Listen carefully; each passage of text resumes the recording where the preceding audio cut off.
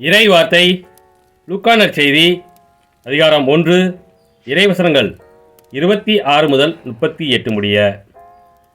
6ஆம் மாதத்தில் கபிரியேல் என்னும் வானதூதரை கடவுள் கலிலேயாவிலுள்ள நாசரேத்து என்னும் ஊரிலிருந்த ஒரு கன்னியிடம் அனுப்பினார். அவர் தாவீது குடும்பத்தினராகிய யோசேப்பு என்னும் பெயருடைய ஒருவருக்கு மன ஒப்பந்தமானவர். அவர் பெயர் மரியா.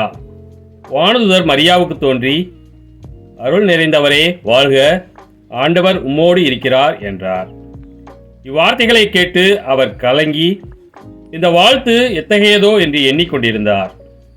வானதூதர் அவரை பார்த்து, மரியா, அஞ்ச வேண்டாம், கடவுளின் அருளை கண்டடைந்துள்ளீர். இதோ கருவுற்று ஒரு மகனை பெறுவீர். அவருக்கு இயேசு என்னும் பெயரிடுவீர். அவர் பெரியவராய் இருப்பர், உன்னத கடவுளின் மகன் எனப்படுவார். அவருடைய தந்தை தாவீதின் அரியணையை ஆண்டவராகிய கடவுள் அவருக்கு அளிப்பார். அவர் யாக்கோபின் குடும்பத்தின் மீது என்றென்றும் ஆட்சி செலுத்துவார். அவருடைய ஆட்சிக்கு முடிவே இராது என்றார்.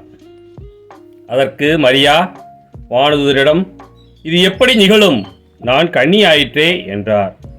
வானதூதர் அவரிடம், தூய ஆவி உம்மீது வரும், உன்னத கடவுளின் வல்லமை உம்மேல் நிழலிடும். ஆதலால் உம்மிடம் பிறக்கப் போகும் குழந்தை தூயது. அக்குழந்தை இறைமகன் எனப்படும். உம் உறவினராகிய எலிசபெத்தும் தம் முதிர்ந்த வயதில் ஒரு மகனை கருத்தரித்திருக்கிறார். கருவுற இயலாதவர் என்று சொல்லப்பட்ட அவருக்கு இது 6ஆம் மாதம். ஏனெனில் கடவுளால் இயலாதது ஒன்றுமில்லை என்றார். பின்னர் மரியா, நான் ஆண்டவரின் அடிமை, உம் சொற்படியே எனக்கு நிகழட்டும் என்றார். அப்பொழுது வானதூதர் அவரை விட்டு அகன்றார். கிறிஸ்துவின் நற்செய்தி.